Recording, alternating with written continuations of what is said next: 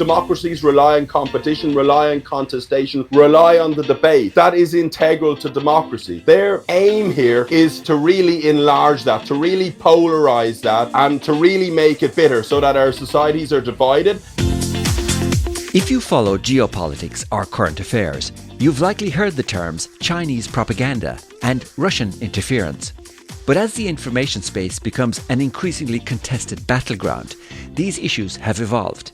Today we use the term foreign information manipulation and interference, or FIMI, to describe the rising threat of these tactics as geopolitical weapons. Recent EU reports have exposed the sophisticated digital arsenals and operational strategies employed by China and Russia, revealing their evolving tactics, techniques and procedures. In this episode, we speak with Owen McNamara, Research Fellow at the Finnish Institute of International Affairs, to dive into the key findings from these reports, explore the motivations of the regimes behind these operations, and examine the significant risks they pose to democracies worldwide.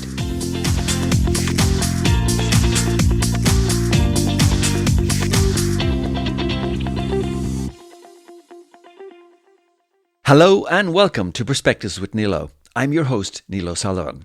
Here on the podcast, we cover a range of topics from news and politics to sports, culture and technology. And you can check out all of our past episodes on our blog at pwnilo.com or by following Perspectives with Nilo wherever you get your podcasts. According to data gathered by the European External Action Service, or EEAS, last year over 80 countries and over 200 organisations were targets of attacks from foreign information manipulation and interference, or FIMI. These attacks targeted everything from major international events like the Paris Olympics to national elections, regional conflicts and local protests. The main instigators of these influence operations were China and Russia, and they use FIMI to manipulate public opinion, fuel polarization, and interfere with democratic processes within the EU and worldwide. They employ a multi-layered strategy using both state and non-state actors to exert long-term influence. According to the EEAS report, their aim is to destabilize societies, damage democracies, drive wedges between different groups, and undermine the EU's global standing. The EU's High Representative for Foreign Affairs and Security Policy, Kaja Kallas, says FIMI is not merely a tool for disseminating deceptive narratives. It's an integral part of military operations used by foreign states to lay the way for kinetic action on the ground, and is a major security threat to the EU. And it would appear that no country is immune. Even a small neutral country like Ireland was mentioned thousands of times by Russian and Chinese influence networks during a monitoring period from September 23 to September 24, according to an in-depth study carried out by Norway's Defence Research Strategy. In this episode, we chat with Owen McNamara, Research Fellow at the Finnish Institute of International Affairs in Helsinki, to unpack some of the key findings in these reports. We discuss what motives lie behind these manipulation and interference campaigns, what kind of organisational structures these hostile regimes use to exert influence, as well as some examples of recent case studies and their impact. We also discuss the vulnerability of Western society and social media platforms to such interference, and what countries like Ireland can do to protect their citizens from such nefarious interference in the future. All right, so Owen, you're very welcome back to the podcast. It's great to be here, Neil. So earlier in March, there were a number of reports on Russian and Chinese influence networks, one from Norway's Defence Research Establishment and another from the EU External Action Service, or EEAS.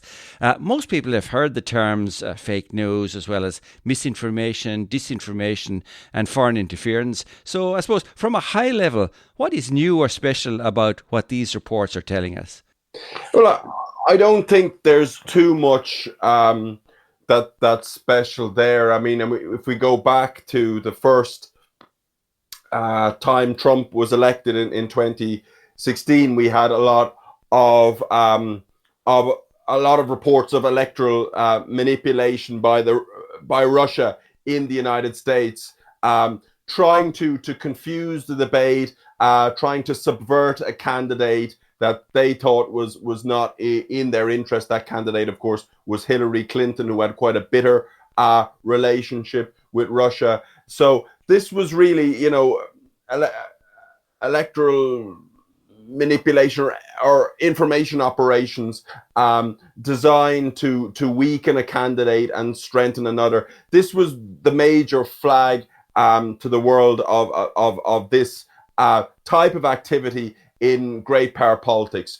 But of course, I think I mentioned it the last time I was on your podcast. When we look at, these information operations are part of a wider canon, if you will, of hybrid interference. That's interference, below the threshold, short of war, and can use different ways to intimidate or to coerce or to project power, to direct your adversaries down lanes that they wouldn't necessarily want to go down. That's to your benefit. So we see it with cyber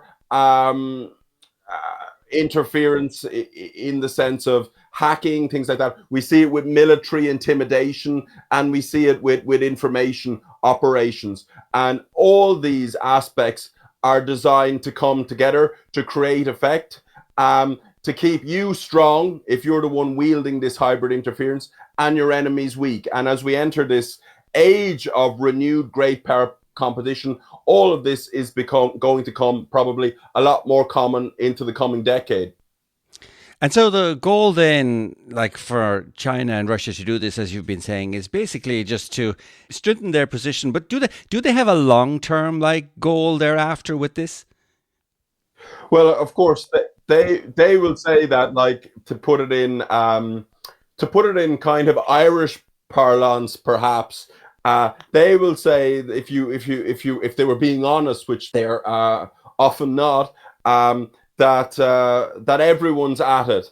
That there was a bit of controversy. I've spoken about it in some of my lectures on this, on the famous Gerasimov doctrine, which was confused a bit. But the Russians will go back and they'll talk about the Orange Revolution in Ukraine and other colored revolutions around the post-Soviet space. And they'll talk about Western NGOs and Western channels of information promoting democratic interests that they saw as likely to subvert.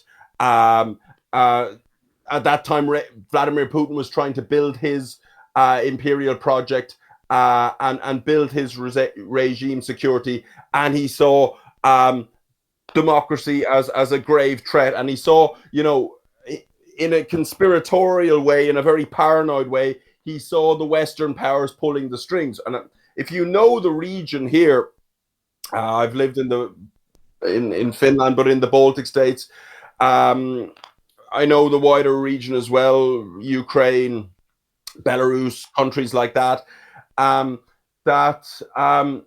If you know the opposition in these countries, particularly in Ukraine and in Georgia for a time, people there had enough of the corruption, had enough of the authoritarianism, particularly younger people, and were willing to go on the streets off their own volition, off their own spontaneity. But Vladimir Putin wasn't willing to take that explanation, and he saw this way as kind of hitting back with a vengeance, if you will, developing smart strategies that are designed to subvert Western actors. And probably in his mind, all's fair in love and war. And he's playing the West at his own game. But of course, as I mentioned, that's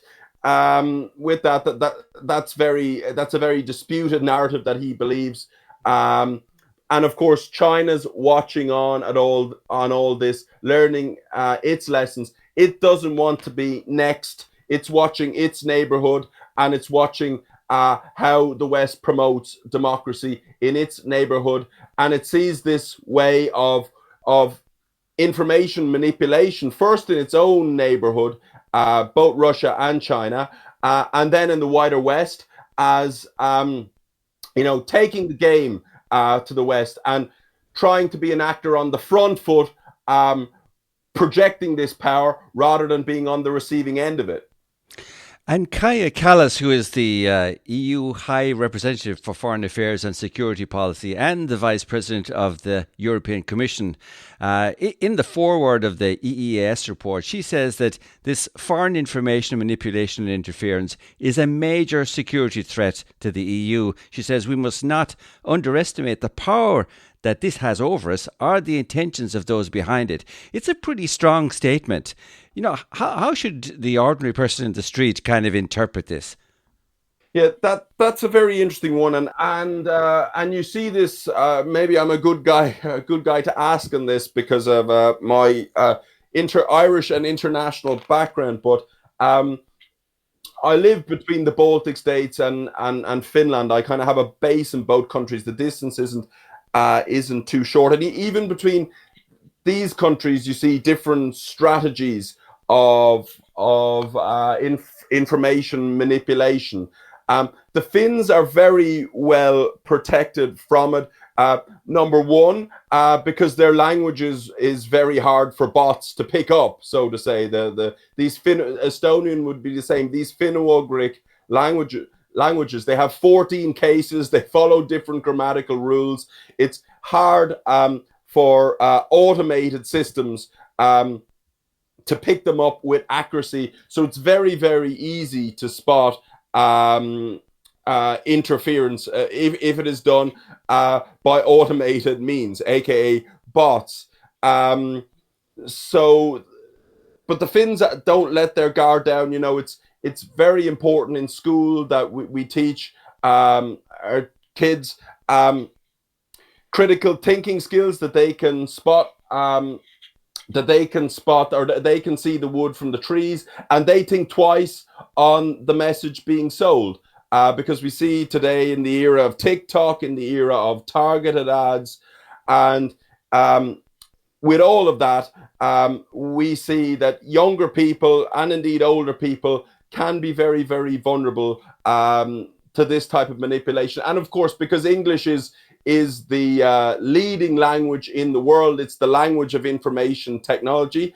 English speaking, because these automated systems are programmed first and foremost and are developed around English language. That English language countries are likely to be the most exposed when we talk about automated bots, and that's where it's going now. It's gone very much into the digital age, the previous age where we saw bot farms in cities like St. Petersburg, actual people hired and paid to troll people on Twitter at €2 a troll or $2 a troll. That is on the way out, as Russia and China now seek to move a lot of this online and into the digital age and into the automated age as well. And so that's a very interesting segue to what I was going to ask in the next question, which is this EEAS report. It describes, the organizations that China and Russia use to apply and disseminate this disinformation and misinformation. It describes them like an iceberg. So there's, with an ordinary iceberg, there's the piece that's above the water that you see, the kind of overt operations. But then there's the major part of it that's below the water, which is covert. Can you tell us a little bit about what these reports say about the structure of these interference organizations? You kind of alluded to it there in your last answer with the bots and so on, but I'm sure there's more to it than that. Yeah, well, when we look at, let's say, from the China and Russia are different in that regard. Both learning from each other, but both have different interests in Europe. Yeah, so if we look below the tip of the iceberg, if you will, I mean, the intelligence services are very, very dominant in this regard. They have, they're getting intelligence back, be it human gathered intelligence, be it signal intelligence back from the field, so to say, and they're acting on that. They know from that which buttons to press, where, the whole point, I mean, there's democracies, particularly, democracies rely on competition, rely on contestation, rely on the debate. That is integral to democracy. Their aim here is to really enlarge that, to really polarize that, and to really make it bitter, so that our societies are divided and our societies are shattered. Our societies don't have cohesion, and when our societies don't have cohesion, it's far harder for Western states to use their power to exert influence over Russia and China. That is the kind of grand strategic picture on it. So if you look at a country like the European Union, over 25 member states, every member state has a different culture, and there's different buttons to press, so to say. What might work in Austria might not work in Ireland. What might work for China might not work for Russia if they want to exert this influence. But to answer your question, yeah, feeding back then into the different organs. So there's different, say in Russia, there's different organs of the intelligence system. There's the KGB, which are Homeland Security primarily. There's the SVR, which is the Foreign Intelligence Agency of the Russian state. And of course, there is the GRU, which is the Russian military's intelligence agency. They obviously report back to their various ministries, the Ministry of Defense, the Ministry of Foreign Affairs, Vladimir Putin in the Kremlin, and his staff himself. When we kind of diversify this a little bit and look at China, China is probably more corporately focused, more business focused, more geoeconomically focused than Russia. In its, it wants to keep customers, it wants to keep its economic links open, it wants to keep economic dependencies open, while at the same time exerting geopolitical leverage over the West. So different business lobbies, different business interests can all be added to that. And of course, both Russia and China are authoritarian regimes. So that gives a very clear line of control, or a very clear chain of command, if you will, depending on which interest is selected here, press a particular button within a Western member state. And the EEAS report talks about actually massive and very sophisticated digital arsenals put in place by these countries. So I'm curious, this type of interference that they carry out, it's not always easy to spot for the average social media user or the average person in the street. Are there documented examples of interference operations and campaigns that they carried out in the recent past?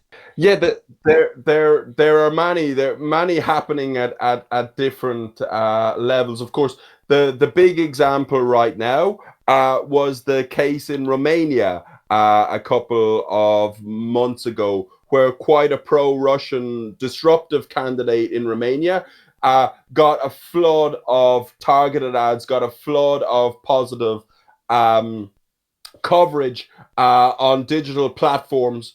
And this was seen in Romania as blatant interference in their democratic affairs, and they had to void the first round of the election, a presidential election, I believe.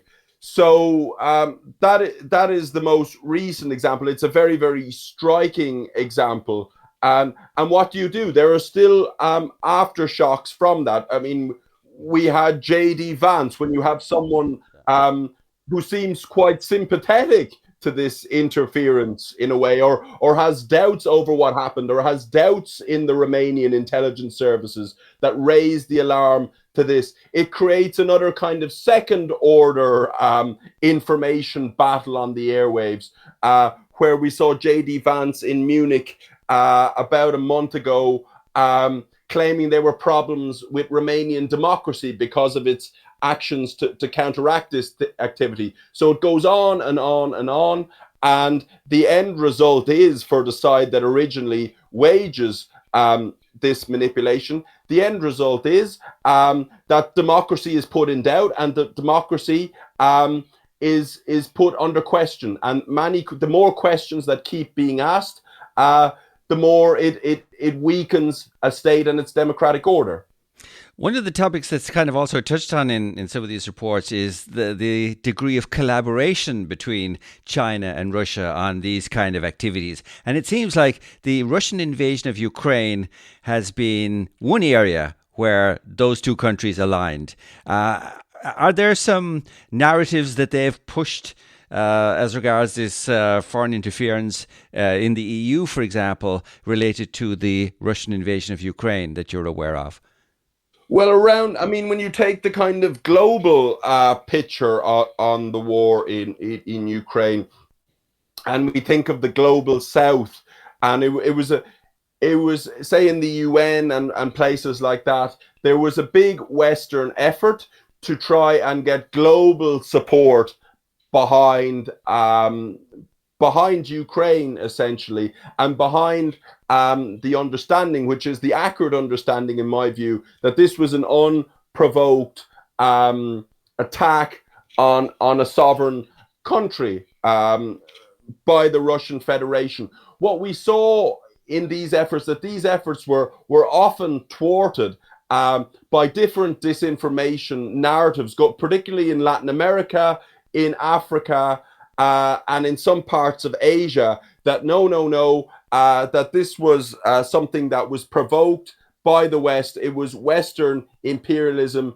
And finally, Vladimir Putin was standing up to that. And of course, that narrative is very, very, very attractive to people in many regions of the global South, because, of course, they have in the past suffered from the sins of the West, the imperial interventions of the West, decolonization, and all the problems that went with that during the Cold War. So there's a lot of grievance there already from Western action. So the Chinese and the Russians see this raw material, if you will, and they feed it even more. They pump these narratives in through digital platforms, through political platforms, through conventional media platforms, to make it very, very hard for the West to kind of mobilize global diplomacy against Russian aggression. And of course, this gives Russia, in some ways, a get out of jail card for sanctions. There's still some goodwill towards Russia in states like India. They're still buying Russian oil. Same in Africa, of course, we know China. There's a lot of goodwill towards China and China's economic investments there. It's seen as kind of no nonsense. It doesn't emphasize human rights. It doesn't emphasize democracy. And it shares some of the dividends, not all, but also kind of Russia's economic interests. There was goodwill towards this as well. So it's kind of helped Russia pivot away from the West, if you will, and find, to some extent, alternative markets for its oil, for its gas, for its arms industry, etc. So it kind of laid the groundwork for that. And on a kind of a global diplomatic scale, it has made Western diplomacy trying to punish Russia for its aggression in Ukraine a lot more difficult. A lot of these narratives also, I think, on the war in Ukraine have been blaming NATO for the escalation. This also, I think, is a common theme we see among China and Russia, of course, because both of them consider NATO the enemy. But it's interesting how they amplify some of this messaging on social media.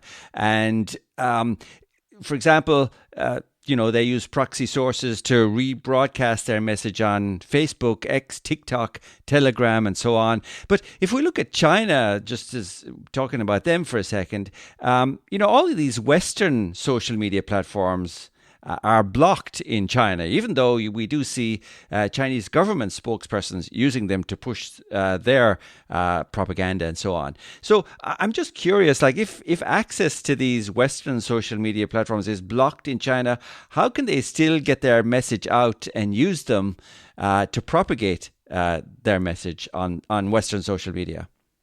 Well, it's that iceberg you see again.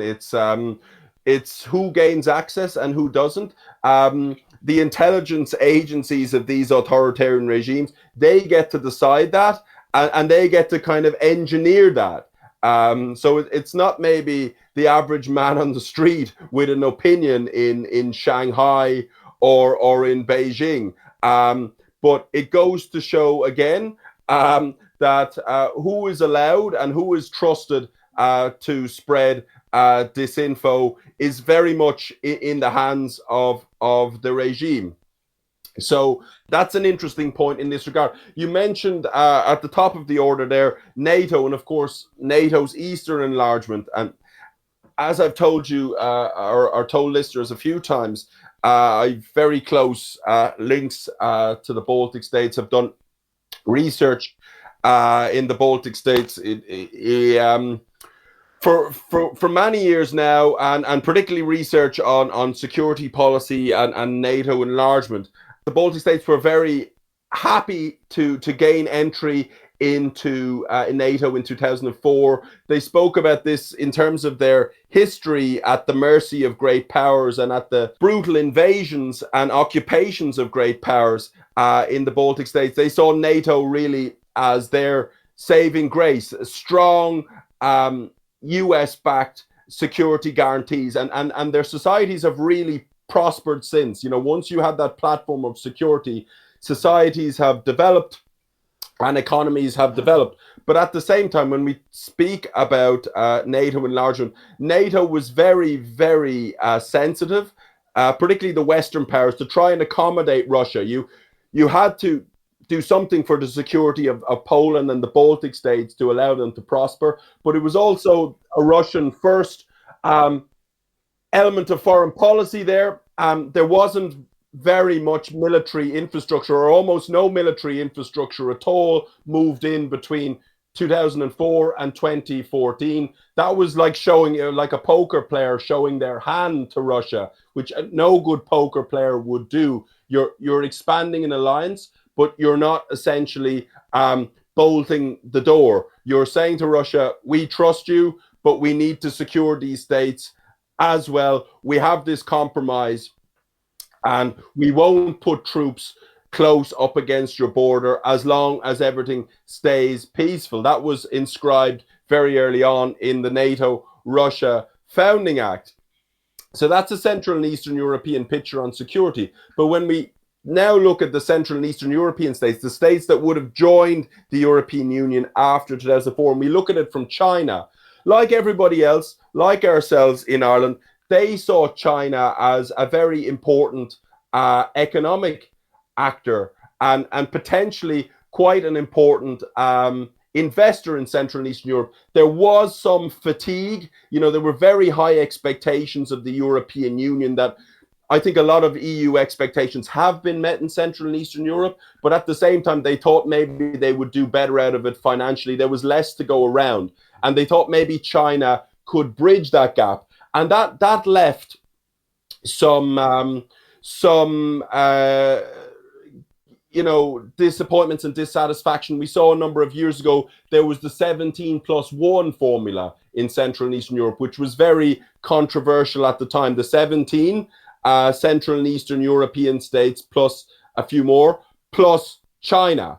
And this was decreed in Western Europe as something that could split the European Union, and a kind of a Chinese tactic to do that. Keep the newer member states split from the Western member states and boost up China's message as a reliable partner, a reliable investor in Central and Eastern Europe, and China would get leverage to divide the European Union in that way. But of course, a lot of that has now fallen apart because of China has been too aggressive, too vigorous at interfering in countries like the Czech Republic, like Lithuania, that they've tried to single out and bully a lot of Central and Eastern European states. And that has put a lot of Central and Eastern European states firmly back in the Western European camp, firmly as fervent supporters of democracy against China's bully boy tactics. And in terms of the information interference, firmly in the camp of pointing out what China's information operations comprise. And these operations aren't always aggressive. They aim to show China as attractive, attractive to maybe areas of society that have been overlooked by the European Union. And this entices China in. It gives China investment opportunities. And this economic dependence, China can then exploit into the future as part of its hybrid information tactics. That is the kind of game that states like the Czech Republic, Czechia, and Lithuania are seeing and are now raising the alarm again. So watching the debate in these countries is very, very important.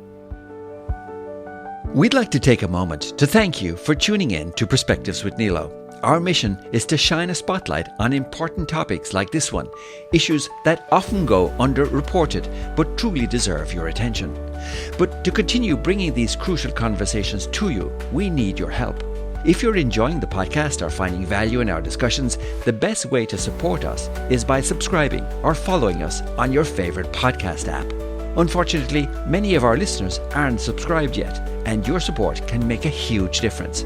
Join us in raising awareness. Subscribe now and help us keep the conversation going. And thank you in advance for your support. Now, back to our interview with Owen McNamara from the Finnish Institute of International Affairs.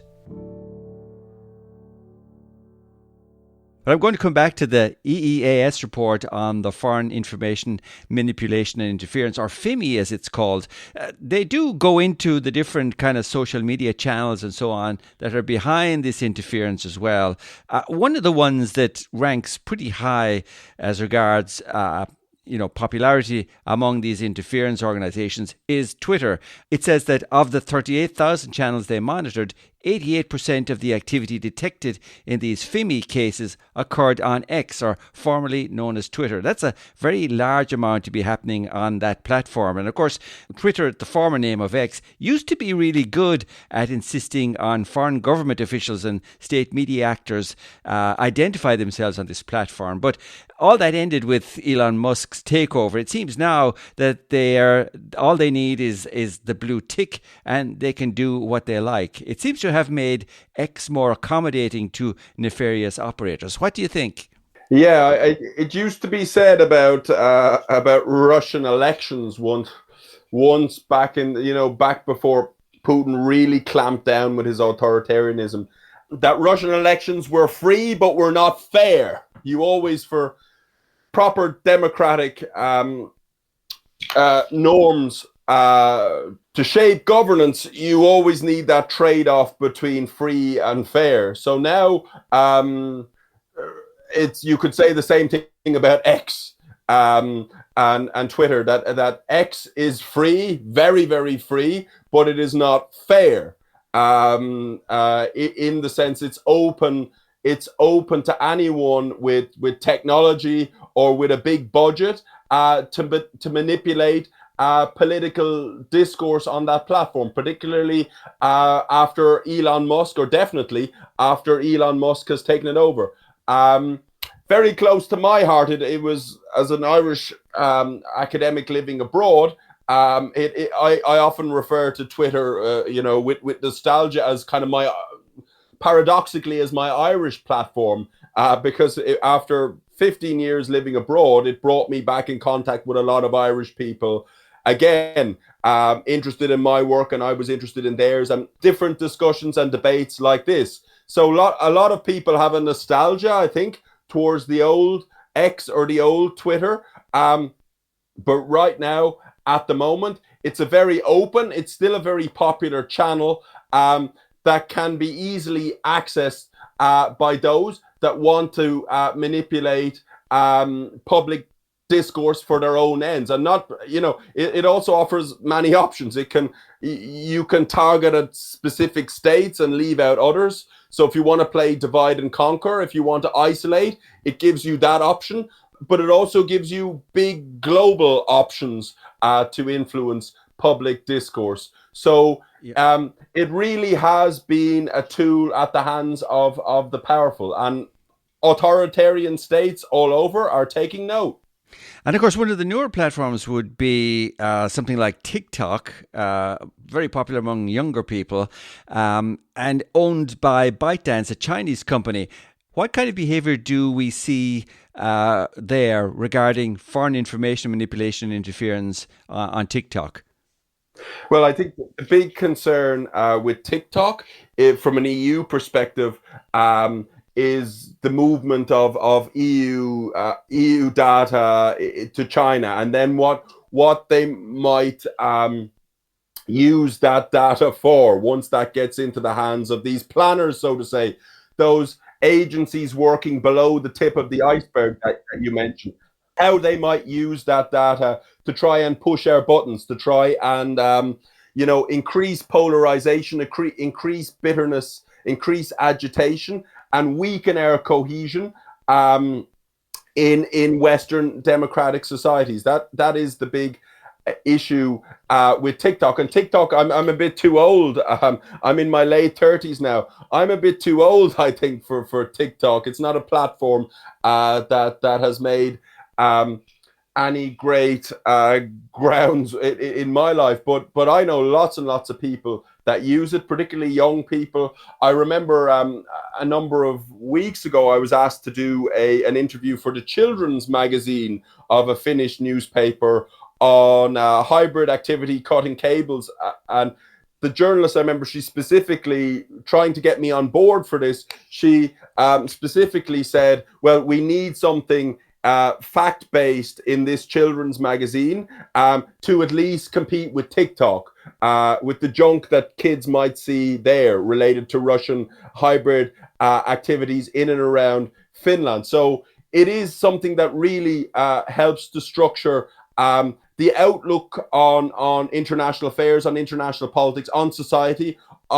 civic behavior of many young people. And a lot of that could possibly be leveraged by China. And it's not just young people. And the last point I'll say in this, I remember, was it 2 years ago, we had a presidential election in Finland, and I remember almost all candidates in that election, there were 7 candidates, they were using TikTok. And I remember the media commentary, even in a state like Finland that is very savvy towards hybrid interference, be it from Russia, be it from China, they were still saying that TikTok is the game changer here. It is a key app in this election. Whoever runs the strongest campaign via TikTok will be a long way towards the presidency. So even politicians, when they're going for election, they see the popularity, the allure, and the power of TikTok.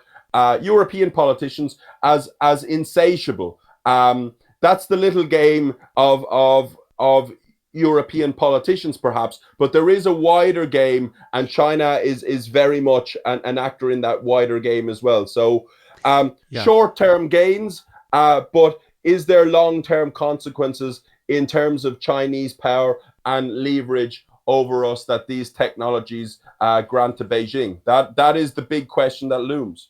And currently, as you allude to there, in fact, also TikTok are awaiting a final decision on what action the Irish Data Protection Commissioner intends to take against them on foot of the investigation they've been conducting into the transfer of EU citizens' data to China. So I think that decision is expected within the next few weeks. So it'll be interesting to see what comes out of that. But I think China and Russia, according to these reports, do have different ways of approaching foreign information manipulation and interference.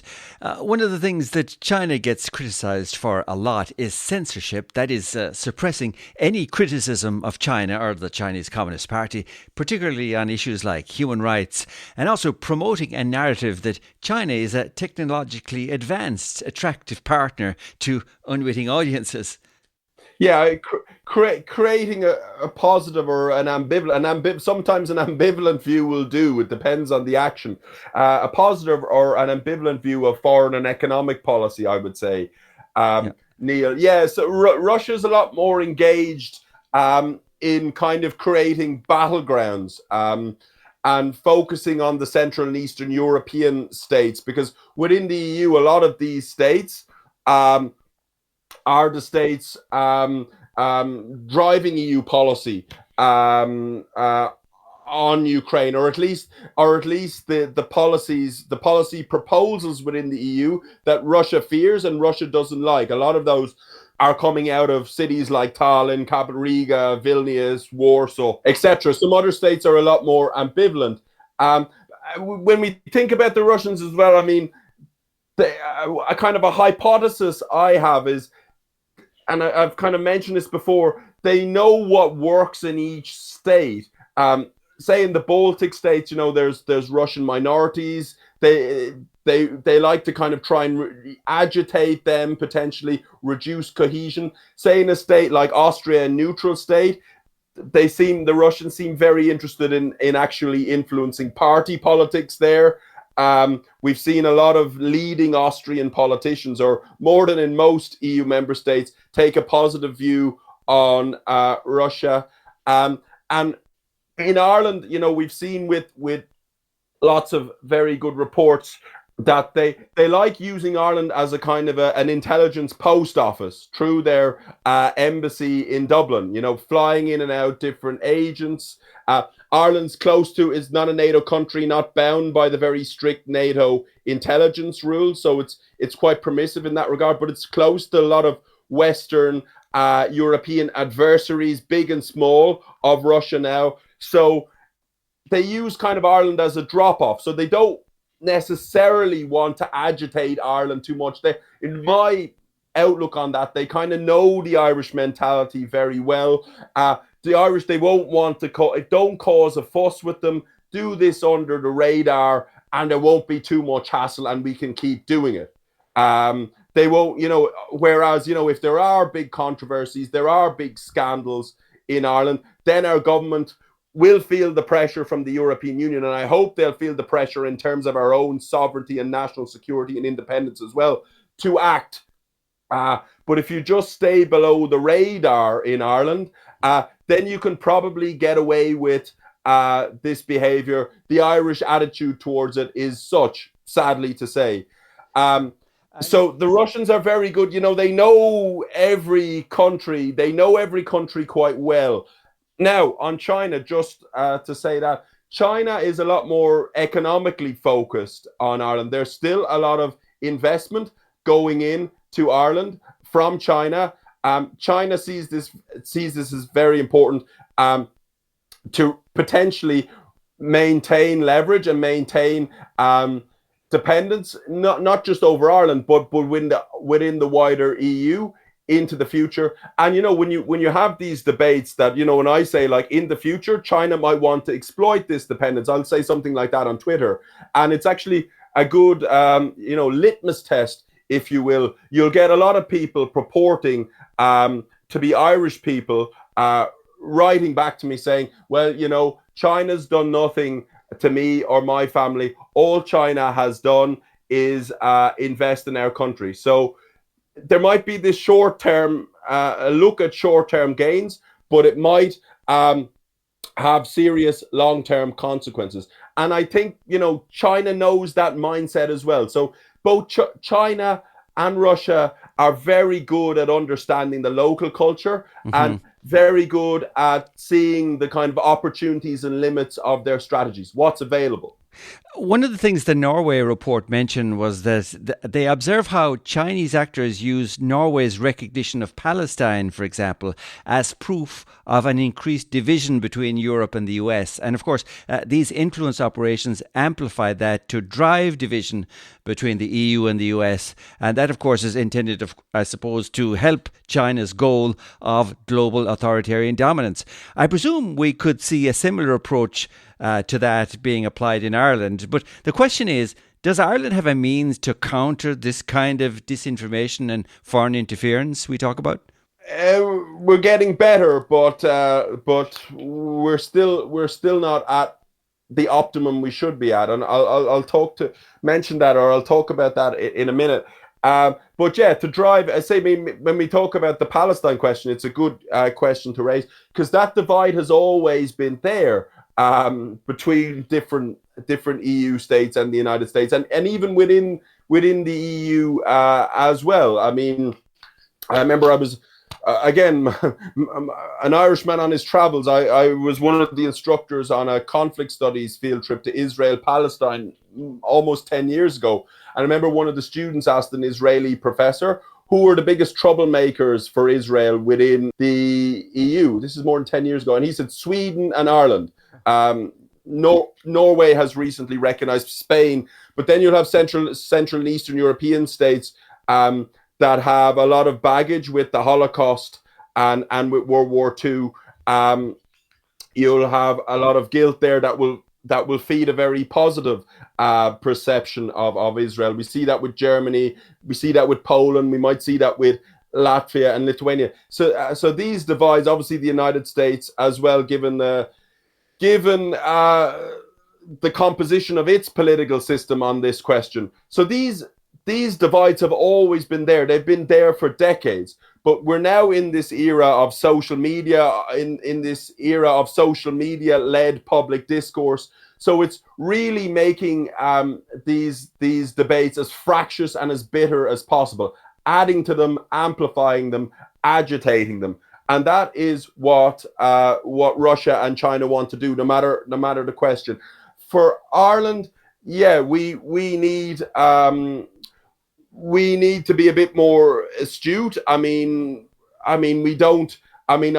believe going on briefings, Garda intelligence are very astute to this. I believe in the defense force, the military intelligence is very astute to this. But the resources to counter this type of activity is still negligible. Ireland, unlike most Western states, does not have a civilian intelligence agency. So there's a gaping gap there.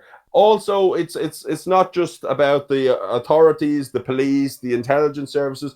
It's also about us as private citizens. We shouldn't be willing to be pawns in this game. We shouldn't be willing to let ourselves be exploited and manipulated. So our education, our school curriculum, critical thinking and teaching young children and adults to think twice about what they see and what they read online. Yeah, but unfortunately, there isn't any of that I'm aware of in Ireland. And I guess what I was really referring to in the last question, Owen, was that I believe there is no state structure to counter disinformation.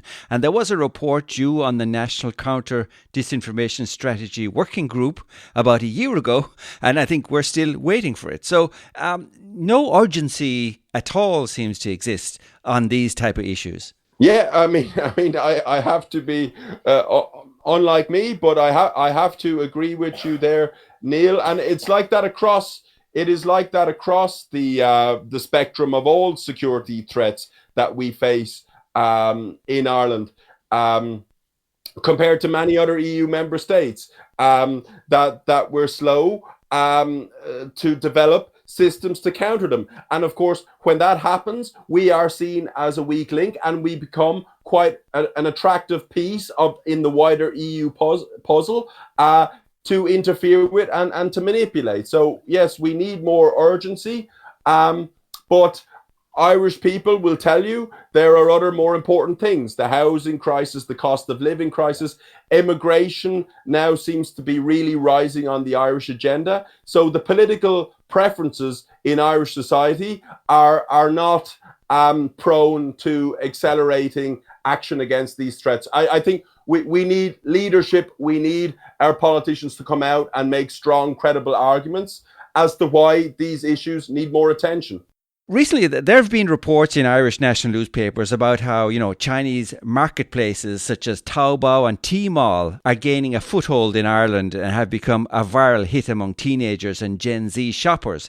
We also see a push by Chinese phone brands like Xiaomi, Oppo and Honor to attract customers away from Samsung and Apple, for example. And this is, of course, not just in Ireland, it's all over Europe. And there's also a big push in Ireland to sell Chinese EVs. So when you put it all together, when you have Irish people using Chinese phones, connecting over mobile networks powered by Chinese Huawei equipment, and using Chinese apps like TikTok, Taobao, or Xiaohongshu and so on, shopping on these Chinese shopping networks. Given all that we've been talking about, this foreign information manipulation interference, it seems like there's a lot of potential touch points there between Chinese technology and Irish users. And still, as I said, we have no national counter disinformation strategy. Is it paranoid, or is it too paranoid to think that this level of exposure makes Ireland and Irish citizens a little more vulnerable to information interference and manipulation than their European counterparts? Well, it's something we definitely need to keep an eye on. It used to be, in Helsinki, there's a hybrid conflict center of excellence, and when you talk to them, they're experts there about China. They say it might be fine now, this Chinese investment, this reliance on Chinese infrastructure, all very important infrastructure that you mentioned there, because it penetrates our day-to-day lives. I see with a lot of apps, a lot of equipment, myself included. I'm one of these people now who probably can't live without his smartphone. So it gets into people's everyday lives, and we realize that we can't live without it. And that might be fine in the current. And they know, I think our Western societies, we're all about the now, we're all about the present, we're all about the current time. We're not as long-term strategically focused, maybe as authoritarian leaders in Russia and in China are. So when you talk to experts on hybrid interference in China, that's the message. It might be all right now, but let's think of the long game here. In 10, 15 years, what might the Communist Party, what might their foreign policy look like? Will it be increasingly hostile towards the West? Will it be ambivalent towards the West? It's unlikely to be friendly towards the West. And how might they use this dependence on this technology for their political objectives? That's always the question here. And I would say, right now, I would not be an optimist. I would say the picture is grim. China is gaining in power globally. Its authoritarian rulers are becoming more confident and becoming more assertive about achieving their goals, about achieving their grand strategy. There is EU efforts to try and use its leeway with China. They call it de-risking. We'll have to see how that works out. We'll have to follow that closely. But right now, if we maybe look 10, 15 years into the future, Ireland might be setting itself up to be very dependent on Chinese technologies, and therefore very open to leverage from China. And of course, that is a threat for the Irish economy. It is a threat for the well-being of Irish democracy. I suppose to end on a positive note, it's good to see these reports coming out from the EEAS and others. And, it would seem at least that Europe and some of the member states are getting better at recognizing and hopefully dealing with this information warfare, even though the reports do emphasize the need for a unified multi-stakeholder response. So I suppose the question really is, do you think this can be achieved in Ireland and other EU states? Are they going to adopt this technology, use these tools, and make us safer for the future?